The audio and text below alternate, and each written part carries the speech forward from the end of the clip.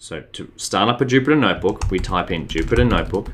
And don't worry, if you're not sure what a Jupyter Notebook is, we'll have a section on that which goes through how you can use Jupyter Notebooks. All you need to know for now is that a Jupyter Notebook is somewhere where you can write Python code, especially machine learning and data science code, and write text around it and share your work with others. It's kind of like a big work pad that you can use and just pass it around online. We'll have plenty of experience with that as we go on. We'll hit enter. Now what the Jupyter command not found? Why is that? Well, we go over here. When we ran the command before for conda create, we had matplotlib, pandas, numpy, scikit-learn. But we missed out on the Jupyter package. Hold on, let's go up. Did we install the Jupyter package? We didn't. Matplotlib, numpy, pandas, scikit-learn. No Jupyter. So that's why it's come back, Jupyter command not found. So how do we fix this? Well, again, we can use our personal assistant, conda install. Now, install is a command where it's like, okay, I'm missing a package and I want to use it. I'm missing a tool and I need to use it. So I'm going to say conda install this tool for me. In our case, we want the Jupyter tool. So conda install Jupyter. Now, of course, we could have typed this up here before, but I've missed out Jupyter on purpose so I could show you this conda install. We could have put Jupyter here on the end after scikit-learn, but we're going to run it here. We'll hit enter. Now again, this is going to go, it's going to tell Conda we want Jupyter. It's going to query the internet, and Conda's like, okay, the following new packages to use Jupyter, I'm going to install all of these for you. We're going to hit yes, thank you, Conda. Now this is going to take a few seconds again. Now I know this is getting to be a long process, but once we've gone through this, we'll be able to automate this to almost just one line of code. So in the future, for future projects, once you understand the concept of creating a project folder, creating an environment, we'll just be able to make it nice and simple and do it in one step. For now, we're just going through it step by step so we can get the concepts as well as get a baseline environment set up for our future projects. And trust me, it took me a long time to get these concepts. So don't go thinking, oh, Daniel's entering these codes and he knows what to do. It's only because I've had a little bit of practice with this, all right? And I know this setting up environments is one of the biggest problems that we ran into working on a team of machine learning engineers. So once you get this down pat, everything else becomes a breeze. Not really, but yeah, you'll see. Okay, so what did we just do then? We ran the command, conda install Jupyter. Now we're not going to run that again, but what do you think this has done? If we go back here, we've got our project folder, we've got our environment folder. Now if we might get rid of this one because that's not what we're going to install. Now we've got this in our environment. That was Cat Boost, but we'll see that we don't need that for what we're doing now. We can use that in another project. So what have we done? We've got now an environment that we've created with Jupyter, Matplotlib, Pandas, scikit-learn, and NumPy. Now, what you need to know is that we're going to use Jupyter Notebooks, and we're going to use these tools for the majority of our data analysis steps. So this is kind of what we've just set up. We've set up an environment with these tools, but there's no use just talking about it. Let's see it. What can we actually do now? Now we've got Jupyter. Can we run the Jupyter Notebook command we tried to before? Jupyter Notebook. If we've done this right, this should load up the Jupyter interface. Beautiful. And we're going to go through this in a future lecture, but for now, what you need to know is what we can see here is the M folder. Why can we see that? Well, if we go here, the M folder, this is what we're seeing. Let's click on this one. So it's got all these things, bin, conda, meta, doc, etc. Same thing, bin, conda, meta, doc, etc. Beautiful. We don't have to worry about that. Conda's taken care of that. This is our environment with all our tools in it. What we care about for making Jupyter in Jupyter's interface is creating a new Jupyter notebook. You can do that over here for Python 3. Let's try it out. So this is going to create a new Jupyter notebook. And look, this is our workspace. You're going to get very used to using this beautiful interface. I actually really love Jupyter notebooks. So you can write code. It's Python code, right? So you can do 1 + 1. You can do print hello world. So you can do a few things in here. You can even write full functions. We're not going to do that because we're just focusing on seeing if our environment is set up. Now, there's a few more steps that we can do, or one more step really, we can do to check it. Now remember, we've installed Matplotlib, Pandas, scikit-learn, and NumPy into our environment, and we've ticked off Jupyter because this is a Jupyter notebook, so we've ticked that off. Now we want to check if these are available. How do we do that? Well, we can import them. Remember, import is saying, hey Python, go and grab these tools so I can use them in my notebook. Import pandas as PD. Now, pandas gets shortened to PD because it saves us typing out pandas a lot. So just know that pandas, whenever you see PD, it probably means pandas. Import NumPy as NP. NumPy gets shortened to NP. Import matplotlib.pyplot as PLT. Now, the plots we want to make are from the pyplot module of matplotlib, and that gets shortened to PLT. Import sklearn, which is short for scikit-learn. All these little acronyms, don't worry about knowing them too much off by heart for now. You can just copy and paste this sort of stuff. I'll make sure there's a demo notebook in the resources section. But to test this, we're going to hit Shift and Enter. Shift and Enter is how you run a cell in Jupyter. Watch as that number goes up on the left. 3, 4, 4, 5. We do another one. Escape B creates a new cell. We'll learn all these in Jupyter. So print hello beautiful.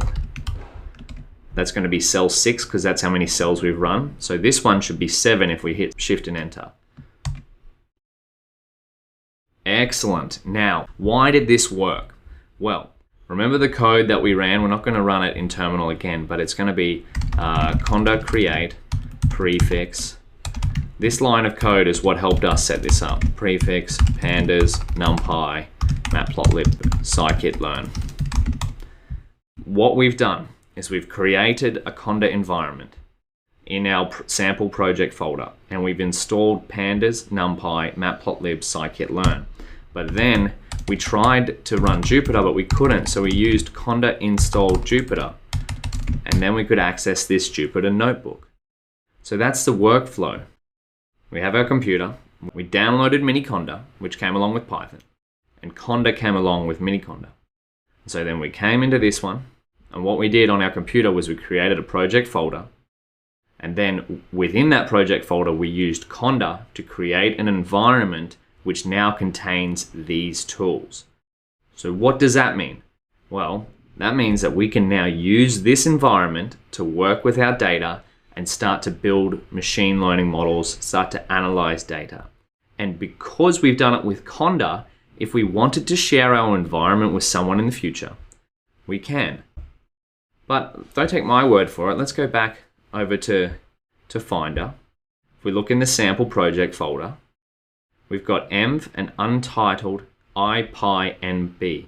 That stands for IPython Notebook, which is the old name for Jupyter Notebooks. So now our notebook with all of this code that we've just done is also within our project folder. Are you starting to see the value of having everything in one place? So now we could just go, hey, friend or colleague or anyone else that you want to share your work with, send them this folder and make sure the folder contains our environment, which are the tools we use, so our workbench, and the code we're going to write. Well, we don't have much code, but it'll send this across to our colleague or teammate. Now, there's one more thing before we finish up, and that's closing an environment and exiting Jupyter. So when you start a Jupyter notebook, we're back in terminal here, it'll have all these come up in your terminal. Now, to get out of it, to close your Jupyter notebook down, you might do this at the end of your day or whenever you're finished work and you want to start a new project or work on another project. We're going to hit Control and C at the same time. That Control and C, whenever you're in terminal or something like that, is like saying, hey, kill the current running process. So we're going to do that. Control C, shut down this notebook server. Yes, we're going to hit yes. Oh, maybe we timed out for that. We'll try again. So we're shutting it down. Now we're going to see a connection failed here, because we're no longer connected to our Jupyter Notebook, which makes sense because we just shut it down. That's okay. But you see we're still back in our environment. We've got our environment active.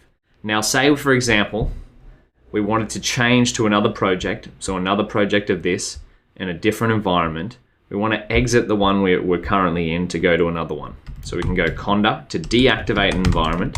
You type conda deactivate, which is telling Conda, hey, exit me out of the environment I'm currently in because I want to go into another one. So we'll do that, conda deactivate. Now look, we're back to base. So if we go to conda env list, that'll tell us the list of environments we have. We have base. Now, when we downloaded Miniconda, remember how I said it comes with the bare essentials?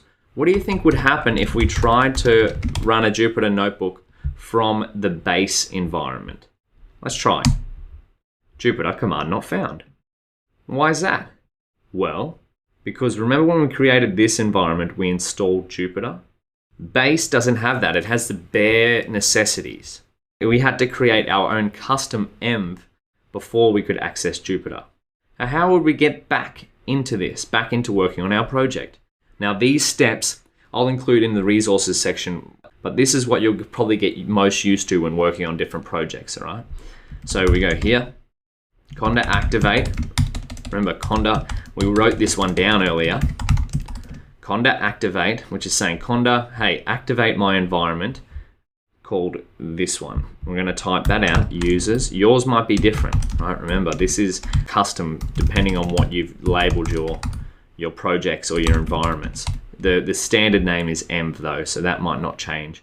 This project folder might change depending on what project we're working on, and this user might change depending on your actual user. And you might not even have it on the desktop. So remember, this line of code will be custom depending on your own settings. We're going to hit enter. So see how we've just changed from base back to this.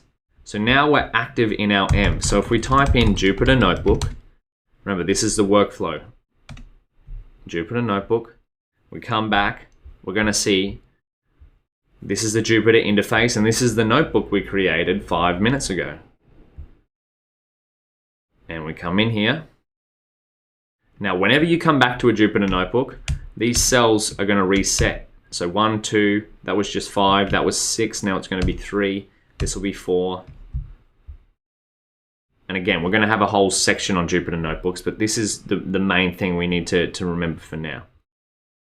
Beautiful. We're back in our environment, we're back working. Let's just do a quick recap of what we've actually done. Have our computer, that's what we started with. We downloaded Miniconda, which came along with Conda.